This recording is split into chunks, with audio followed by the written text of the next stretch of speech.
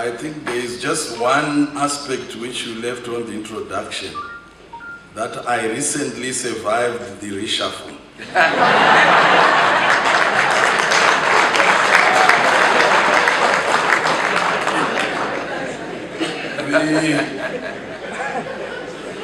The master of ceremonies, Mr. Manyika, started by saying that he is called Manyika Abantu. I also want, you are not the only one who is for the people. I'm also Bimha Abantu, but I need to qualify because he didn't qualify. To me, the people are the producers, and more importantly, producers who export. The Deputy Chief Secretary to the President and Cabinet, Dr. Aranju Kula, the Secretary for Industry and Commerce, Mrs. Abigail Shoniwa, the Governor of the Reserve Bank of Zimbabwe, Dr. Mangulia, senior government officials here present, Zimtrade Board Chairman, Mr. Lance Jenner, Zimtrade Board members, management and staff, the Ambassador of South Africa to Zimbabwe, His Excellency Ambassador Mbete, and other members of the diplomatic corps here present. We were with Ambassador Mbete recently in South Africa during our bi-national meeting, which went on extremely well, and I want to thank you for your support. International experts here present, Mr. Dev Shamruk from Mauritius and Ms. Odo from Kenya. Captains of Industry and Commerce, distinguished exporters, ladies and gentlemen.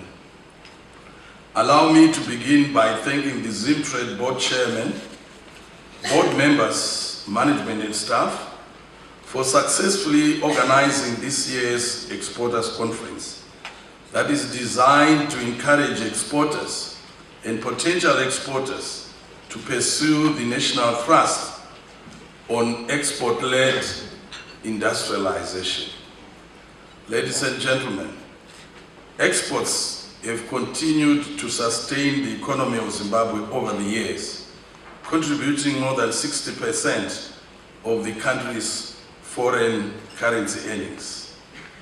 Minerals and tobacco currently contribute over 80% of the total export earnings. Manufactured products and services contribute less than 10% each to exports. While we currently have various monetary and fiscal incentives available to support the growth of exports, the issue of competitiveness is weighing down on export performance.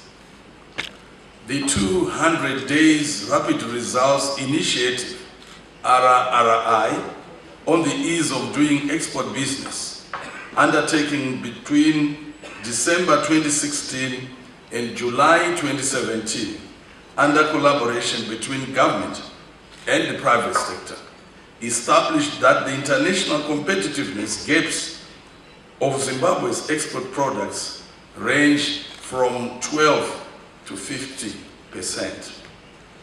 The major factors that have been identified as affecting competitiveness and growth of exports include high production costs and a multiplicity of export regulations and procedures. Against this background, I take note that our theme for this year's Exporters Conference is building synergized pillars for export competitiveness, which I think is very much timely and appropriate to boost exports by tackling the key constraints that is inhibiting the growth of our exports. That is the issue of competitiveness. It is appreciated that for the country to achieve sustained increase in export earnings, we need to address the competitiveness challenges that our exporters are faced with external markets in the region and also beyond our region.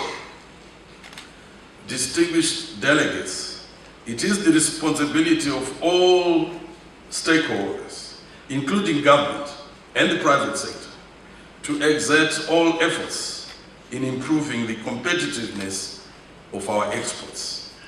Indeed, there is need to build synergized pillars for export competitiveness.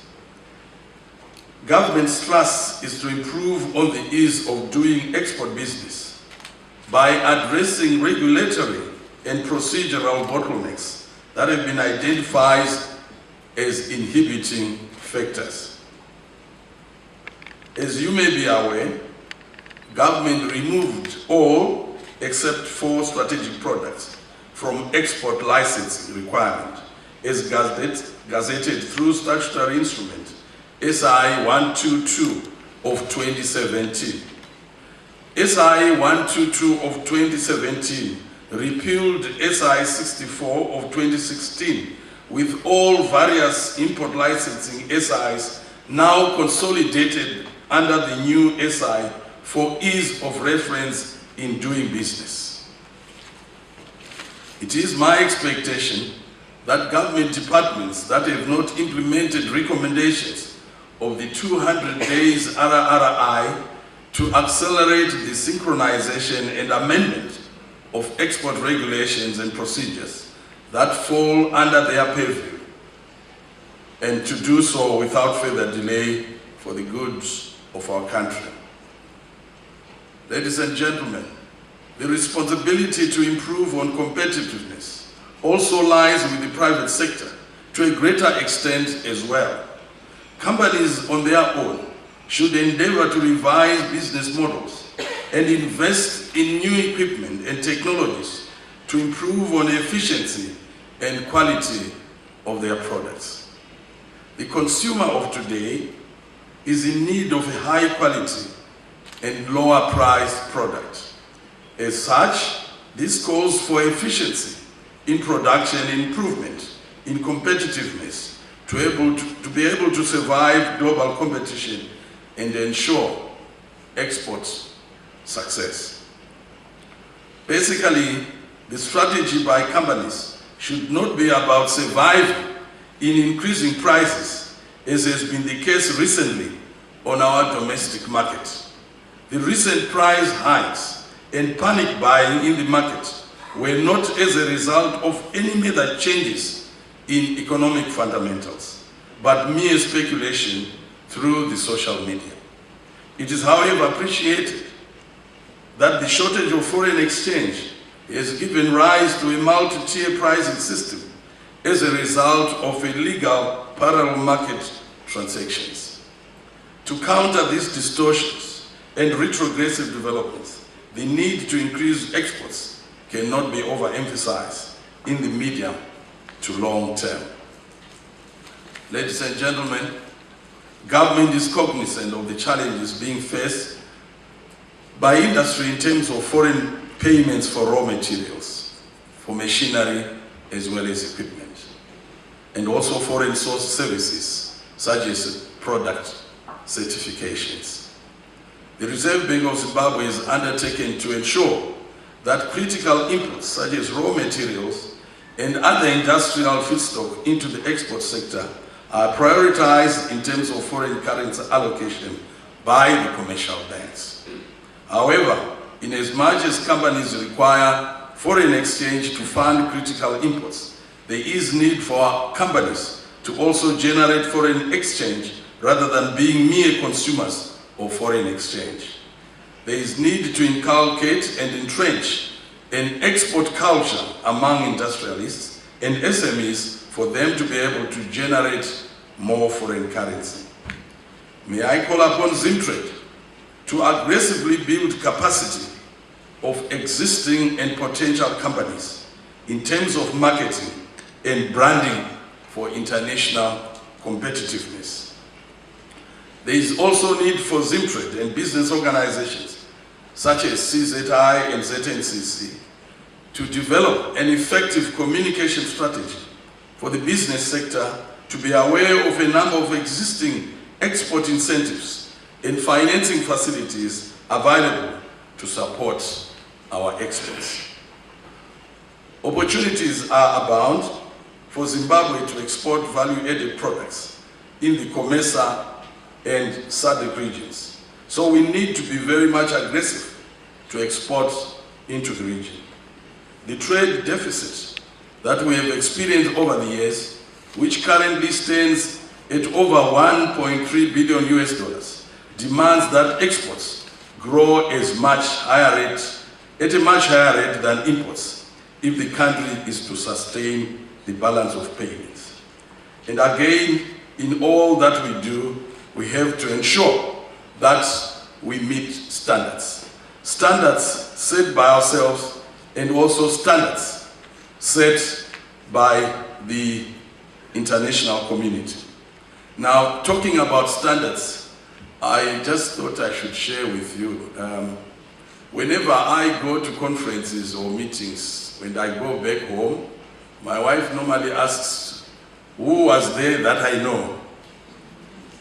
And on Monday, I went back home, I said I was in a meeting, said, who was there? I said, there was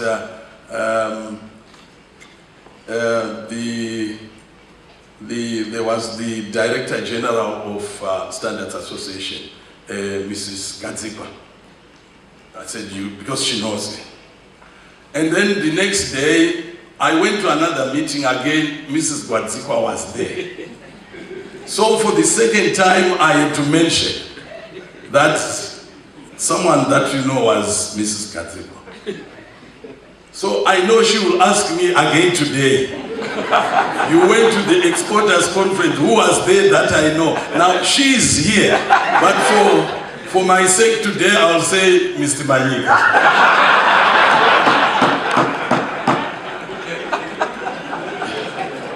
In conclusion, I wish to remind you that government, in consultation with key stakeholders, is in the process of formulating the new industrial, trade and export policies and strategies to drive Zimbabwe's export-led industrialization agenda.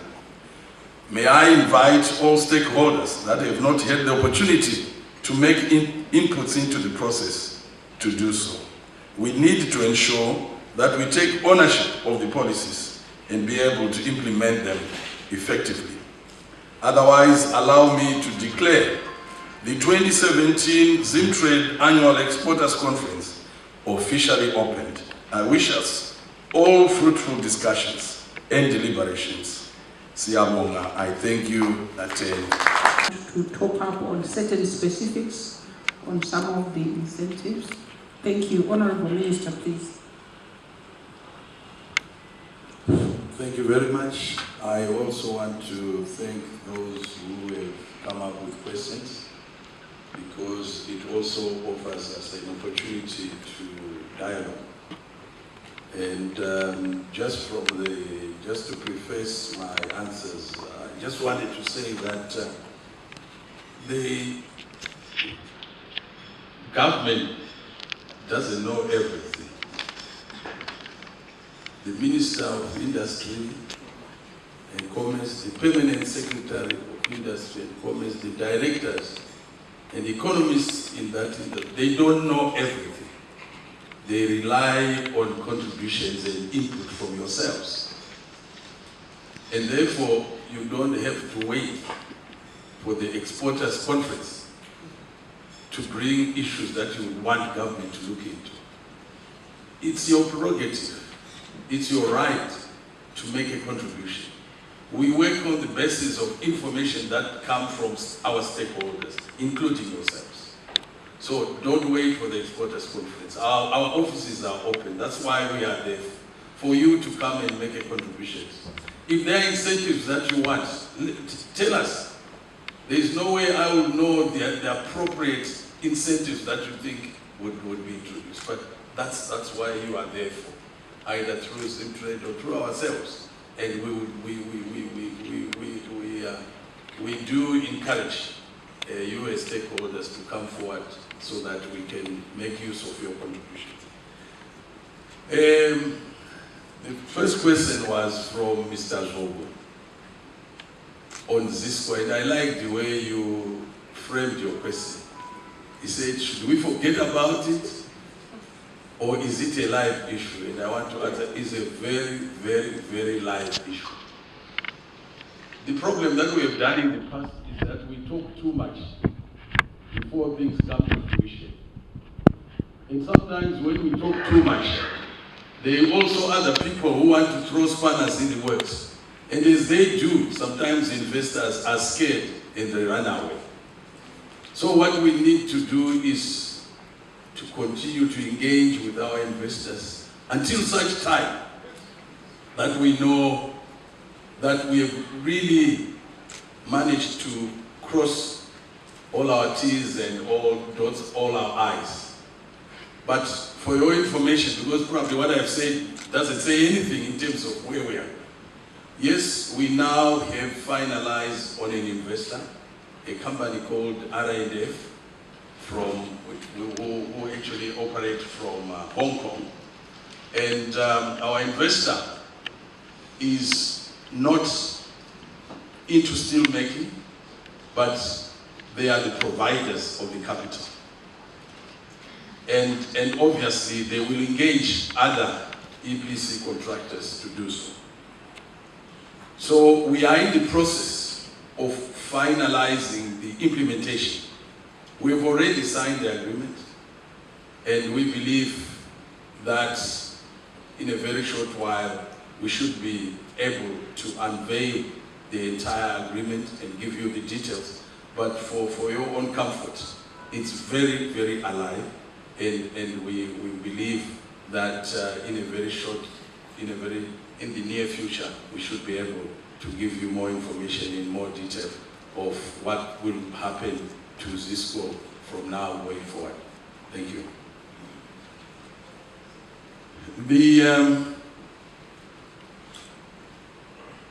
See, I used to work for Tanganda, and I used to know that those executives in Tanganda never used to ask so many questions, but whenever I see there are questions coming from you, I'm not so sure what is that for. But you made mention of issues to do with loss of skills. I'm still have to be really be advised of in terms of statistics.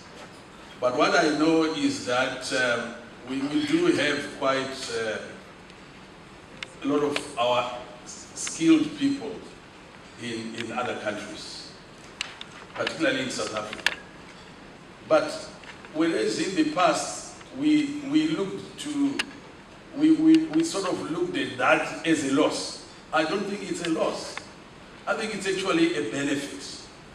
They get the exposure, and tell you what, when we went to South Africa, I think some months ago, where we had an interface with Zimbabweans in the diaspora, we had a full house of Zimbabweans in South Africa who want to come and invest back home, invest on their own, also invest in partnership with colleagues in South Africa. And that's the plus that I think we would like to see. They've had the exposure, they have contacts with financial institutions, and they've export contacts with also those people who can provide the much needed technology and equipment. So I think it's a plus that we have got the diasporans outside the country. But more importantly is that in the past, in our trade negotiations, be it at SADC, COMESA, at African Union, etc., the emphasis in the past was to negotiate on trade in goods. But there is now a movement to talk about trade in services, so that we then come up with rules of the game in terms of services that we give to other countries. So those issues of how do we benefit if we have services to other countries, are issues that are now coming under spotlight. So it's an issue that is receiving attention, not only at national level, but also at regional and sub-regional levels. The question from Mike June on standards. I'm sure you said you are sitting beside she should tell you the answer. But as government, this is an issue that we give a lot of support. Only yesterday we were attending a meeting where the Standards Association of Zimbabwe was celebrating its 60 years. Is it 60? 60 years of existence, and also we had the participation of their equivalent from Zambia, and they also had a memorandum of understanding that they had signed. So standards is a really critical issue towards competitiveness. And as far as government is concerned, we are in the process of coming up with a national standards regulatory authority, which will then give teeth to this whole thrust of standards and ensuring that people conform to standards. So there's a whole breadth of issues that we can talk about, which we don't have time for today, but there are a number of strategies that we are putting in place to ensure that we advance standards, we promote standards, we ensure that people conform to standards, and it's an issue that we continue to give attention. The lady from PPC, again, I welcome.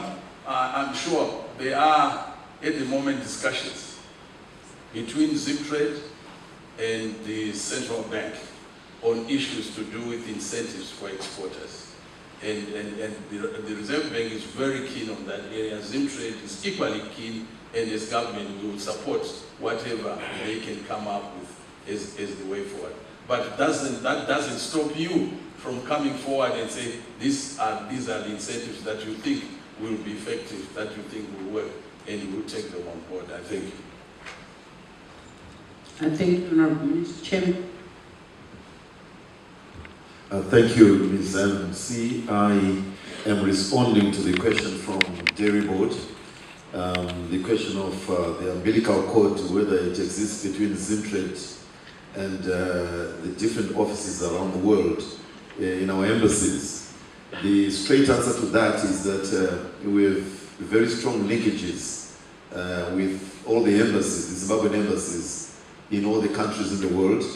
Our mandate is to open up, hopefully, markets for Zimbabwean products in the whole world. So we cannot do that without the assistance and support from our embassies. If you do not know, let me tell you, once the ambassadors are appointed,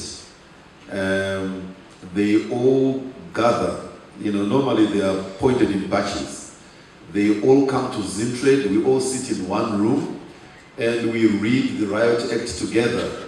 And the Riot Act is simply the fact that you are out there to represent the interests of Zimbabwe from the point of view of energizing exports and stimulating economic activity. So we do spend a lot of time with our ambassadors. Let me add to say that in all those embassies, there is trade attaches. And technically, they represent our interests again. And we maintain dialogue with them on a week-to-week, month-to-month basis. And as of yesterday, I was personally talking to our ambassador in India. And he made the point that Zimtrade, you represent all the sectors of interest in terms of trade. Instead of them making a phone call to Minister of Agriculture, another phone call to Minister of Mines, and another one to another ministry, they sometimes find it very convenient to work directly with us. To add to that, our former CEO was drawn from the pool of trade attaches that we have around the world. I'm sure that is testimony of the umbilical cord that we maintain in communication with the persons who represent us outside Zimbabwe. I want to add to say, again, as testimony of the efforts or the support that we get from the trade attaches or the trade offices, we've developed the Zimbabwe Trade Information Portal. That portal houses you, our exporters, what you do, what you offer to the international community. And if you walk into any of our embassies around the world, you'll be able to look into this portal and be able to see what Zimbabwe is able to offer to the international market. And then here in Zimbabwe, we've developed the Zimbabwe European Information Portal, reference ZimEpic. Again, that portal which you can access from Zimtrade or from any of our embassies will be able to assist you to understand what happens in Europe as a destination market. So I think I've overemphasized our umbilical cord between Zimtrade and our embassies, I think. To follow up from Mr. Jobo's question, because I thought there was also the other side of it, which I didn't mention, which is important in terms of you raising that question. In my address, I talked about the manufacturing and service sector contributing less than 10% each on exports. And I think the point I just wanted to mention is that when Zisco was still on stream, it was the single most contributor in terms of exports. And therefore, it also stresses the point that we should ensure that we get Zisco back online.